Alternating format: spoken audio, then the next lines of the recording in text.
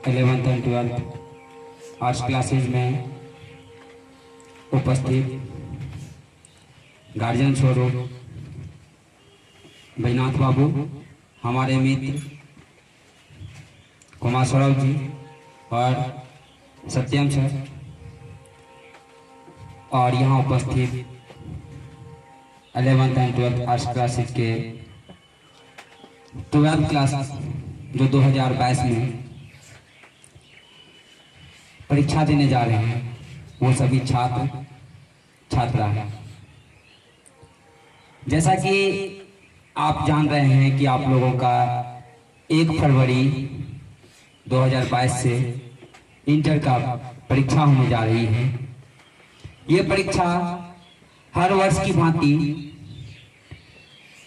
इस वर्ष भी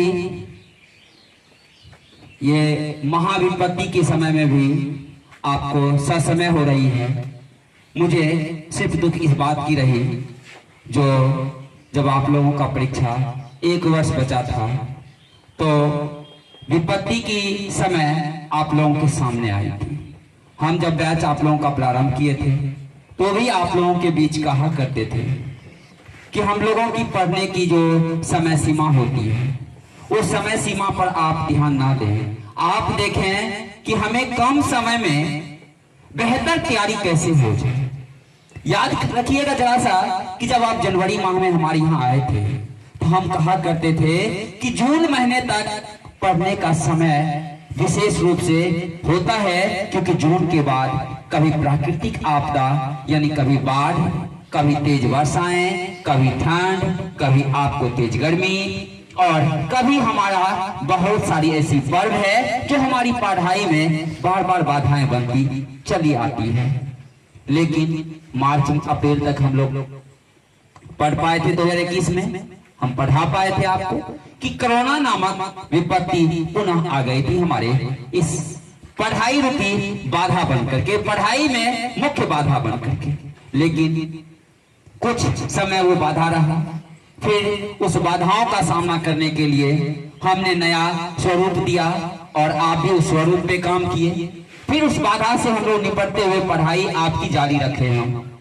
फिर याद रखिएगा जरा सा कि हम फिर भी कहा करते थे कि कोई न कोई बाधा पुनः आ ही जाएगी आपको।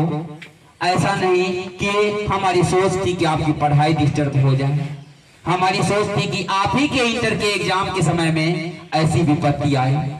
हमारी सोच ऐसी नहीं थी। हम आपको हरदम जागरूक करते रहे कि बाबू जो वक्त मिलता है उस वक्त को बर्बाद होने मत दो, क्योंकि ये वक्त जिंदगी में कभी कभी मिल पाती है और हर एक व्यक्ति के जीवन में एक वक्त अच्छा बनाने के लिए और अच्छा बनने के लिए मात्र एक बार आता है। ये समय जब एक बार आप बर्बाद कर देते हैं तो वो समय पुनः आपके पास कभी नहीं आएगी। आपने उस समय का भरपूर उपयोग आप ही किए। हम अगर कभी ठंड में 6 बजे, कभी आपको 7 बजे, कभी 9 बजे मैं बुलाया, जैसे कि अभी आप लोग भी बोले थे और याद दिला दिया आपको सर लोग भी कि कल की आपने समय को भूल गया। ये सही बात है, जैसे सर लोग भी बताए सही बात है। मैं भी आपको कई दिन बताया कि जब मैं पढ़ाने के लिए मार्कर उठा लेता हूँ, चौक उठा लेता हूँ, तो प्रकृति की एक अजीब शक्ति, प्रकृति की एक अजीब कृपा और माँ बाप का वो मांगा हुआ आशीर्वाद जो इस ये सोच लिए कि जब समाज में मैं शिक्षा के क्षेत्र में मैं जिस क्षेत्र में मैं काम करूं तो बेहतर काम करूं कि उसी से मेरी नाम हो जाए। हम शुरुआती दौर से जैसे सर आपको अभी माँ के लिए और पिता के लिए बहुत सारी शब्दें बताए, मैं उतना बखान नहीं कर पाऊं क्योंकि समय की अभाव है। लेकिन मैं आपको बता दूं, माँ एक महासागर है।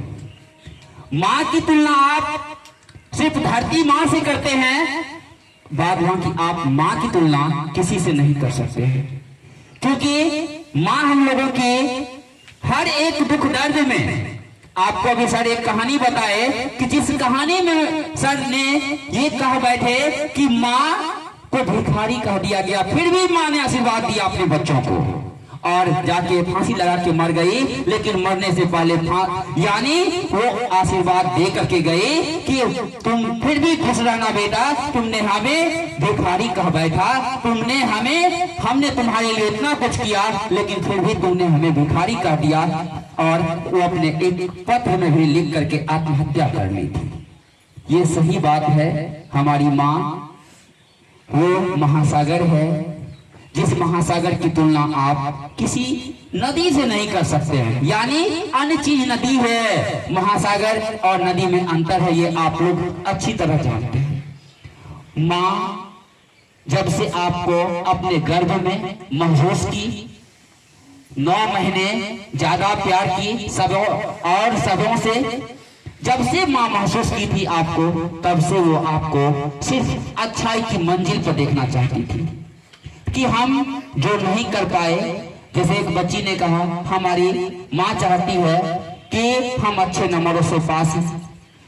सही बात है, क्योंकि माँ जिस दिन से आपको अपने गर्भ में महसूस की और आपको पैदा की, उस दिनों से चाहती है कि हमारा जो पुत्र और पुत्रियां हैं वो दीपक के तरह उजियारा दे, लेकिन दीपक के तरह वो जलते हुए जब आपको बुझ यानी बढ़ता है, तो वो कुपुत्र की भांति नहीं, वो हरदम चाहते हैं कि ये सूर्य की तरह प्रकाश में हमारा पुत्र और पुत्री है।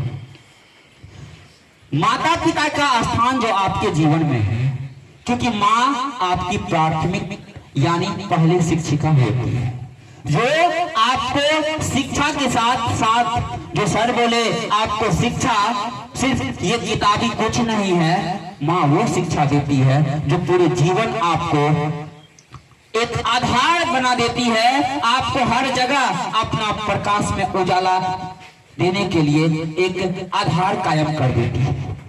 माँ हर हालात में आपको शिक्षा के साथ संस्कार देती है, हर हालात में आपको समझाती है कि बेटा लोगों के साथ कैसे बात करना है, कैसे उससे अगर वो विरोध भी कर रहा है फिर भी आपको अपनी वाणियों की मार कैसे दिखाना है उनके साथ, अर्थात हिंसा से नहीं अहिंसा आपको कैसे दिखाना है। माँ कभी नहीं आपको, माँ उतनी कष्टों को भी झेलती है लेकिन आपको महसूस होने नहीं देती है। याद रखते होंगे आप लोग, अनेक कहानियों में सुने होंगे कि अगर एक रोटी या आधा रोटी भी रहती है घर में तो माँ कहती है बेटा हम खा लिए तुम खा लो, क्योंकि माँ हर सदैव हर हालात में चाहती है कि हमारा बेटा हमारी बेटी अच्छे मंजिल को प्राप्त करे, वो भूखा ना रहे, वो जीवन के हर क्षेत्र में अपने मुकाम को प्राप्त करे। वैसा ही हमारी भी माँ, आपकी भी माँ, क्योंकि हर किसी की माँ, मैंने आपको बताया था हर किसी की माँ अच्छी सोच रखती है। माँ के स्वरूप में एक तुलना योग्य आपने पहले के समय में हुआ करता था, अभी अपवाद बन गया है। आपने ओम प्रकाश वाल्मीकि की जीवनी सुना था कि उसका जीवन अगर बना तो भावी माँ, क्योंकि उसका भी स्थान होता है समाज में, उसका भी परिवार में और आपके जीवन में योगदान होता है। आपने अभी ये भी सुना है कि पिता घर का खंभा होते हैं, जिस खंभे पर पूरा घर टिका होता है। अगर वो अनपढ़ भी रहे, पढ़ा लिखा रहे या आपको ना पढ़ा लिखा रहे, उससे मतलब नहीं है। वो 2 रुपया भी कमाए या ना कमाए, अगर घर में वो हैं और अस्वस्थ हैं कि स्वस्थ हैं उससे मतलब नहीं, अगर जीवित हैं तो वो खंभे के स्वरूप में है। अगर उसकी अनुपस्थिति हो जाती है तो माँ खंभे का वो स्वरूप को प्राप्त करके आपको मुकाम तक ले जाने की कोशिश करती है, क्योंकि आपने इस पर भी आधारित कई बिंदुओं को और आर्ट्स में कई ऐसी कहानियों को सुना था। साथ ही साथ आप ये भी जानते हैं कि माँ पिता के अलावे हमारे इस जीवन में अगर माँ पिता हमें शिक्षा संस्कार के साथ आगे बढ़ने के लिए प्रयत्न करते हैं और अगर पूरी दुनिया में एक उजाला और एक अच्छा प्रकाश की ओर ले जाते हैं तो वो स्थान हो जाता है हमारे गुरुओं का। गुरु ऐसी बात नहीं कि गुरु में सिर्फ आपको जो शिक्षक आपको पढ़ा दिए वही गुरु होते हैं, ऐसी बात नहीं है।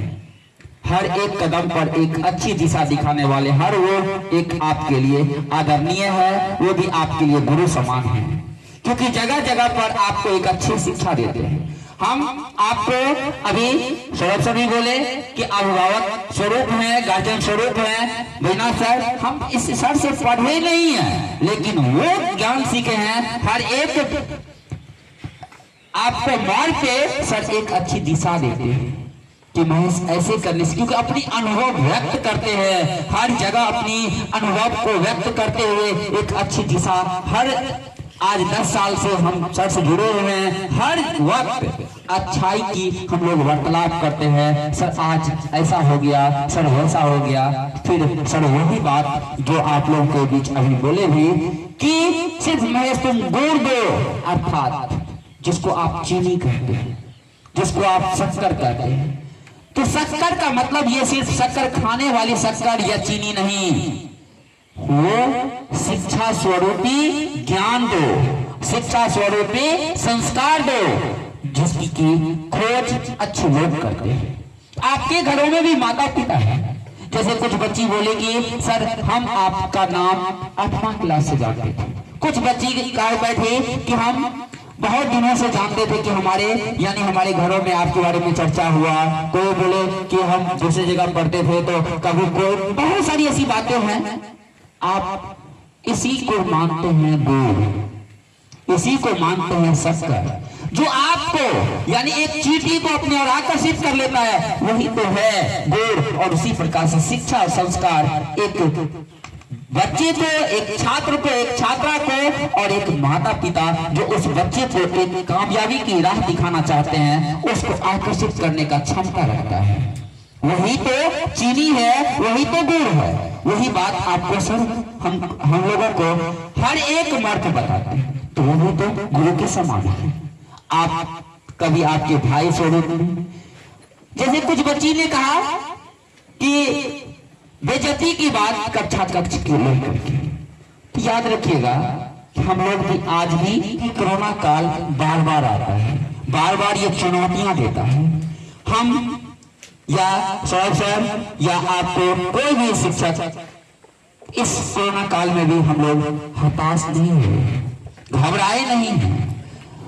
बिना सर बोले चट्टान की तरह हम लोग आज भी उस चट्टान की तरह खड़े हैं। कभी डगमाडोल होने की कोशिश कभी होता है, लगता भी है कि डगमाडोल हो जाएंगे, तो सर की वो वाणी, सर की वो बातें बार बार याद आता कि चट्टान बनेंगे और हर एक परिस्थितियों का सामना करेंगे। वो जुनून रखते हैं, लेकिन फिर भी आप लोगों को भी कहते हैं कि आप घबरा क्यों जाते हैं। ये इंटर की एग्जाम इतनी अच्छी आपकी परीक्षाएं जाएगी, ये मैं क्योंकि आपको भी महसूस है और आपने भी सुना है कि जब जो सर कहते हैं वो गलत नहीं होता है। 99% मेरी वाणी गलत नहीं होगी। आप कुछ विषयों पर मैंने कहा था कि बेहतर ढंग से थ्योरी पढ़िएगा, बाद बाकी ऑब्जेक्टिव हिस्ट्री, चाहे ज्योग्राफी हो, चाहे आपको हिंदी हो, चाहे आपको इकोनॉमिक्स में थोड़ा आपको जो थ्योरी है उसको विशेष रूप से पढ़ना है आपको, क्योंकि उसमें सूत्र वगैरह भी याद रखना है। साइकोलॉजी कोई कठिन नहीं है, लेकिन उसको भाषा पर तोड़ना है। समाज शास्त्र भी कोई कठिन नहीं है, भाषा उसका याद रखना है, क्योंकि ऑब्जेक्टिव उसी पर टूटेगा। तो कहने का मतलब ऑब्जेक्टिव 50% आपको बनाना है 100 में। तो आप घबरा कभी जाते हैं, कभी आपको लगता है कि मेरी परीक्षाएं कैसी जाएगी। मैं आपको आराम से, आप तनाव में ना रहें, तनाव मत रहें। कोशिश करें कि हमारे घर के सारे सदस्य हमको तनाव ना दें, किसी प्रकार की टेंशन ना दें। मैंने आपको कई बिंदुओं पर बात किया कि जब परीक्षा हॉल में जाइएगा सिर्फ इतना ख्याल रखिएगा कि पड़ोसी से तनाव ना हो और पड़ोसियों के आंसरों पर हम ध्यान ना दें। हम अपनी तैयारी, अपने आप को जितना जानते हैं वो हमारा बेहतर है। मैं दूसरे का ताका झटका ना करूं और ना मैं चीटिंग करूं, क्योंकि ये जो आपकी 11th and 12th arts classes है, ये 3 साल से आपको लगता है ना, यानी तीसरा साल ये है कोरोना काल का, जो कुछ तैयार रहते कि आज ये है, कल वो है, ये करेंगे वो। हमारी ऐसी कभी कोई मानसा नहीं होती है कि बच्चा अच्छा से कोई सामग्री लाके हमें दे दे या खाने की सामग्री लाए तो मैं खाऊं। हम इतना कुछ पहले से खाए ईश्वरीय शक्ति है, जितना खाए रहते हैं कि भूखे ही रहेंगे तो आपसे ज्यादा जुनून के साथ रहेंगे। हम आगे चलने की जुनून रखते हैं आपके, क्योंकि आगे हम अगर चलेंगे, इंजन अगर बेहतर ढंग से चलेगा तो जितनी भी जो गाड़ियों की अन्य डब्बा होगा वो भी पीछे से घिसता हुआ चला ही जाएगा। तो हम अपने पोस्टरों पर भी पहले लिखा करते थे, हमारी मेहनत आपका सहयोग। बहुत सारे शिक्षक हंसा करते थे कि मेहनत बच्चों का होगा कि आपका ना सहयोग होगा। हम उदाहरण उल्टा पेश करते हैं, क्योंकि हम मेहनत ही नहीं करेंगे तो बच्चा मेहनत कहां से करेगा, क्योंकि वो रास्ता देखा कहाँ है, रास्ता पे तो उसको चलने पे डरता है वो। बहुत सारे बच्चे कहा कि हमने कोई बच्चा का हम साइंस से थे, कोई हम साइंस रखना चाहते थे, हमने आर्ट्स रखा। आपको महसूस अब हो गया होगा कि आर्ट्स भी अपने आप में कोई कमजोर सब्जेक्ट नहीं है। इसीलिए अगर ये कमजोर होता तो आज यूपीएससी के एग्जाम में आर्ट्स से ही अधिकांश प्रश्न नहीं की जाती, क्योंकि आर्ट्स अपने आप में वो महासागर है जिसकी तुलना आपने मां के स्वरूप में दिया था। क्योंकि उस महासागर से एक एक बिंदुओं को, अभी हाल फिलहाल में कई परीक्षाएं हुई, मैंने कई प्रश्नों को कहा कि अब सोचिए आप उस गहराई से एक ऑब्जेक्टिव को निकाल ली जाए और गहराई आपने गहराई तक जाना ही नहीं तो आपको एक ऑब्जेक्टिव बनेगी कैसे। किसी भी परीक्षाओं को, किसी भी सफलताओं को, किसी भी मुकाम तक पहुंचने के लिए जुनून की आवश्यकता होती है। ये संस्थान आपको जुनून पैदा करवाती है। बहुत सारे बच्चे ने कहा था कि सर हम इससे पहले इतनी जुनून के साथ नहीं पढ़ते थे, नहीं समझते थे कि पढ़ाई क्या चीज होती है, यहाँ आए तो जाने।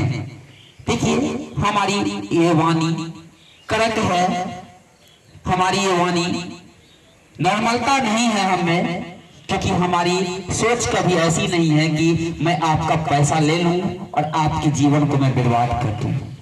क्योंकि हमारे भी घरों में आज हमारा भी बच्चा है, ये ऊपर वाले की देन है होगी तो कैसा बनता है ये मैं जानता नहीं हूं, लेकिन हमने किसी का कभी गलत नहीं किया।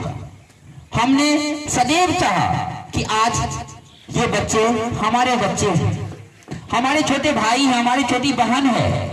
अगर मैं नहीं दिखाऊं इसको अच्छा रास्ता तो कौन दिखाएगा।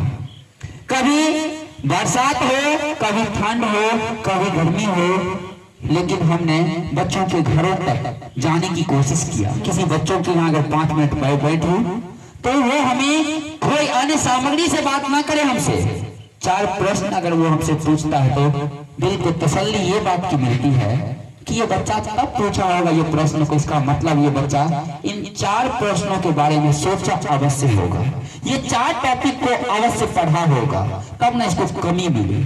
कमी उसी बच्चों में निकलती है, कमी उसी टॉपिकों पर निकलती है जिस टॉपिकों को हम पढ़ते हैं तब निकलता है।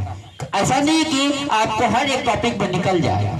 कभी कभी ऐसा होता है कि जब हम पूरे टॉपिकों को उल्टा करके शुरू से अंत तक की बखान करते हैं तो 2-4 बिंदु निकलता है। जैसे कल आपने 6 घंटा क्लास किया तो कई बिंदु ऐसी निकली जिसको कि हमने नए स्वरूप में लिया, कई ऐसी बिंदु हमने उसको नए तौर तरीके से लिया, उसकी जानकारी लिया, उसकी गहन अध्ययन किया। ये अध्ययन करने से हमें सफलता मिलेगी। ये सर आपको अभी बताए थे कि अभी की जो गहराई से की गई पढ़ाई, एक एक बिंदुओं की पढ़ाई तत्कालिक लाभ नहीं मिलेगी, लेकिन ये लाभ आपको बाद में दिखेगा। ये बाद में कब दिखेगा ये भी जान लीजिए आप। इंटर की पढ़ाई ये एक आधार आपको देगी, ये बेस देगा कि आगे आप कुछ करने या कुछ करना चाहते हैं तो जहां की फॉर्म फिलअप करने का, जैसे आपने मैट्रिक की फॉर्म भरने के लिए आपका उम्र सीमा था 14 वर्ष, उसी प्रकार से बहुत सारी ऐसी वैकेंसी निकलती है हमारे बिहार सरकार और केंद्र सरकार का, जिसमें कि आप प्रथम श्रेणी हो, आप अच्छे मार्क्स वाले हो, इंटर पास हो, ये सब वहां पर आपको आधार देता है। लेकिन आपने जो गहराई से अध्ययन किया ये शिक्षा, वो आपको विभिन्न प्रतियोगिता परीक्षा, चाहे आपको बिहार पुलिस का हो, SSC GD का हो, चाहे आपको दरोगा का हो, चाहे रेलवे का हो, यानी कोई भी प्रतियोगिता परीक्षा जिसमें कि जीके की अगर बात हो तो आप लोगों को कमी नहीं खलेगी। लगेगा कि हमारे पास बहुत कुछ है, बहुत ज्ञान है हमारे अंदर। जैसे आप इंटर के बाद ऑनर्स करना चाहेंगे तो ऑनर्स में आप आर्ट्स की कोई सब्जेक्ट आप रख लीजिएगा। जिस सब्जेक्ट में मैंने आपको कहा था कि लैंग्वेज पेपर के अलावे और आपको प्रैक्टिकल सब्जेक्ट के अलावे जितनी पेपर है आपका, चाहे हिस्ट्री है या आपको समाज शास्त्र है या आपको राजनीतिक शास्त्र है, इन सारे प्रश्नों में एक प्रश्न 20 अंक का होगा और यही प्रश्न वहां होगी जो अभी आप हड़प्पा सभ्यता के पतन के कारण यहां लिखते हैं 5 नंबर के लिए, वही हो जाएगा वहां 20 नंबर के लिए। नहीं होता तो आप पार्ट 1 का प्रश्न पत्र उठा के देख लें, कभी क्वेश्चन बैंक उठा के देख लें, देखिए वही क्वेश्चन आपको वहां कितना अंक का हो जाता है। यही हिस्ट्री को आप एमए करने के दौरान पढ़िएगा तो एक प्रश्न आपको रहेगा 15-20 नंबर का, 10 नंबर का वहां पे, लेकिन यही होगा कि ऑब्जेक्टिव वहां भी 4-5 मिलेगा एक पेपर से। लेकिन अभी आप यहाँ 50 ऑब्जेक्टिव बनाते हैं। लगता है आपका कोई नोट्स देखेगा, अगर जो लोग बाहर विभिन्न प्रतियोगिता का तैयारी किया होगा तो हमको लगता है कि मांग बैठेगा, लेकिन सहरसा या गांव वाले ये नहीं मांग करेगा। ये कहेगा ये तुमको तो लगता है क्या छिट्टा भर के दे दिया, इसमें तुम कितना याद करोगे।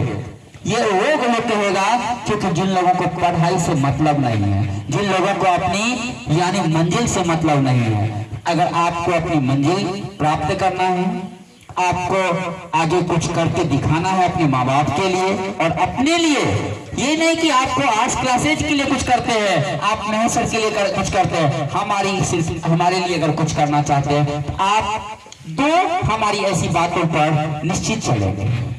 पहली बात है अपने माँ बाप और अपने उन गुरुओं का आदर करते हुए अपनी जीवन की हर एक मंजिल को अपने विचार स्वरूप अच्छे से रखते हुए चलेंगे। यानी ये नहीं लोग कहे कि फलना पढ़ लिख करके बुर्बक है, हम लोग उसको कहते हैं ना बुर्बक, जो व्यक्ति को ज्ञान है लेकिन बड़ों का सम्मान करने नहीं आता, जो व्यक्ति को ज्ञान है लेकिन माँ का कद्र करने नहीं आता है, जो व्यक्ति को ज्ञान है पिता का कद्र करने नहीं आता, जो व्यक्ति को ज्ञान है लेकिन अपने से बड़ों का सम्मान करने नहीं आता, वो कुछ नहीं है जीवन में। उसको लगता है पर्सनल की मैं बहुत कुछ है, उसका पहनावा बहुत अच्छा है, वो आपको नए नए ड्रेसों को रोज चेंज क्यों नहीं करता है, उसकी बाल कटिंग क्यों नहीं बहुत बेहतर हो जाए, वो आपको बहुत ही ज्यादा गहनों में क्यों नहीं समझ जाए, उसकी गहना सिर्फ गहनों भर होगी क्योंकि आपने महात्मा गांधी के पॉइंटों को पढ़ा था कि वर्तमान शिक्षा पद्धति हमें निकम्मा बना रही है। ये उस व्यक्ति को लगता है कि मैं बहुत ज्यादा धनवान हूं, नहीं, उसके पास संस्कार रूपी ज्ञान का अभाव है, वो धन नहीं है। उसके पास शिक्षा रूपी ज्ञान है लेकिन संस्कार उससे दूर है, इसका मतलब उसके पास कुछ नहीं है, सिर्फ दिखावा का है, क्योंकि वो एक दिन चला भी जाएगा तो उसका नाम यानी मरने के बाद आप भी सुनते हैं कि फलना ने भले मर गया, बहुत बुरा आदमी था, लेकिन अच्छों के बारे में सब लोग कहते हैं नहीं नहीं फलना आदमी बहुत अच्छा था। क्यों? ये लोगों का कब निकलता है उनके वाणियों से अच्छा और बुरा। आज आप हमारे देश के बहुत सारे वीरों को 26 जनवरी के दिन भी आप सुने कि याद करते हैं लोग। क्यों याद करते हैं? कि उन्होंने आत्मसमर्पण कर दिया अपने देश के लिए, अपने आप को समर्पित कर दिया कि देश ही हमारा सब कुछ है, हमारी ये माँ है धरती स्वरूप, ये धरती माँ हमारी है, मैं इसके लिए अपना प्राण त्याग देता हूँ। हमारे यहाँ के बहुत सारे बच्चे 10th क्लास पास करने के बाद आज जुनून है उसमें कि हम बनेंगे सर तो हम आपको आर्मी जवान ही बनेंगे, यानी मैं समर्पित हो जाऊंगा, क्योंकि हर कोई जानता है कि उसमें खतरा ही खतरा है, लेकिन फिर भी बनने की जुनून क्यों है? क्योंकि वो समर्पण भाव है अपने देश के लिए। अर्थात आप में अगर अपने माँ बाप के लिए समर्पित भाव है तो आप याद रखें कि माँ बाप हर सदैव चाहती है और चाहते हैं कि हमारा बच्चा कामयाब हो, कुपुत्र ना बने, बुरा पुत्र ना बने, बुरा पुत्री ना बने। और हम लोगों की यही मंशा होती है कि हमारे यहाँ अगर बच्चे 5 मिनट के लिए भी अगर हमसे पढ़ते हो, या आपको 5 दिनों के लिए पढ़ता हो, या आपको 1000 दिन भी पढ़ता हो, या 365 दिन पढ़ता हो, तो वो बच्चा ना कामयाब ना बने, वो बच्चा कुपुत्र का स्वरूप ना बने, क्योंकि कभी ना कभी आपको अपने जीवन की अच्छाई और बुराई का अनुभव अवश्य होगा। जिस दिन होगा उस दिन हमारे संस्थान के अन्य शिक्षकों का, सब लोग का सम्मान, आपके भाव, आपकी भावनाएं आपके मन में जगेगी, लेकिन तब तक में देर हो जाएगा। यही देर ना हो, इसके लिए हम लोग सख्ती से पेश आ रहे हैं। ये हमारा, आप बहुत सारे बच्चे ने कल भी आपने देखा कि कल जो क्लास दिए तो आज अनुपस्थित दिखा दिया अपने आप को कि हम कितने लगाव में हैं और कितने दूर हैं, तो उनको बिजनेस शिक्षा लगता है। आपने देखा अगर शिक्षा हमारी ये बिजनेस होती तो हम आपको घंटा यानी देखकर पढ़ाते, अर्थात 2 घंटे की पढ़ाई है तो 2 घंटे में छुट्टी। आपकी पैसा जितना दिए हैं आपने, आप याद रखिएगा कि 4 घंटे की अगर क्लास हुई होगी तो प्रत्येक घंटा का भी आपने 3 से 4 रुपया हमको दिया, या 5 रुपया दिया। 5 रुपये में 1 घंटा मजदूर कोई काम करेगा आपके साथ, लेकिन वो मजदूर शारीरिक काम करता है, मैं मानसिक काम करता हूँ, दोनों में अंतर है। उसकी कैलोरी जो खपत होती है उन्हें खाने के बाद तुरंत मिल जाएगा, लेकिन हमें नहीं मिल सकती है। लेकिन हर संभव हमने आपके साथ खड़ा रहने की कोशिश किया, रहा भी।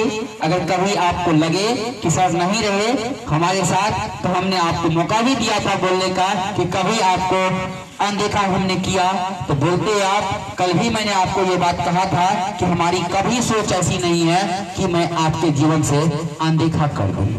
कभी हमारी सोच ऐसी नहीं रही है कि आपकी मंजिलों को प्राप्त करने में मैं आपका बाधा बन जाऊं। मैं आपके सहयोगी के रूप में काम करूंगा। जब भी कभी शिक्षा के क्षेत्र में आपको कमी महसूस हो कि नहीं ये काम महज सर से हो सकता है, तो अवश्य याद कीजिएगा, मैं आपके साथ खड़ा रहूंगा। मैं आपका काम कराने के लिए, कभी हमको ये ऐसा लोग नहीं कि मैं उस कामों से आपका पैसा कमा लूं।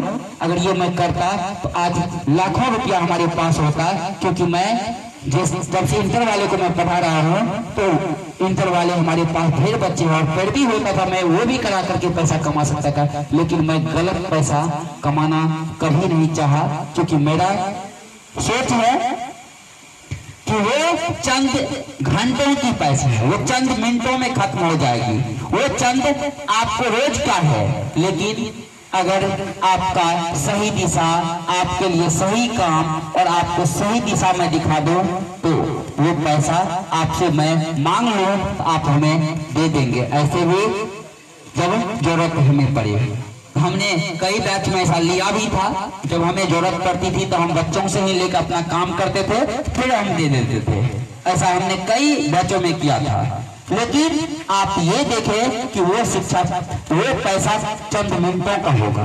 शिक्षा आपका मुख्य हथियार है।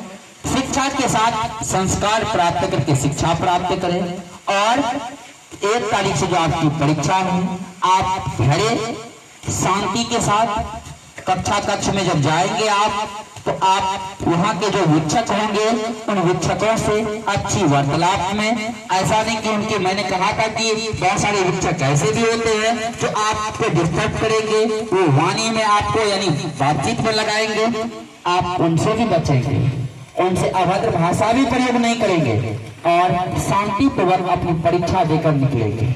और मैंने आपको यही कहा था कि परीक्षाएं ये जीवन में एक बार होती है। आपके जीवन में कई परीक्षाएं होती है।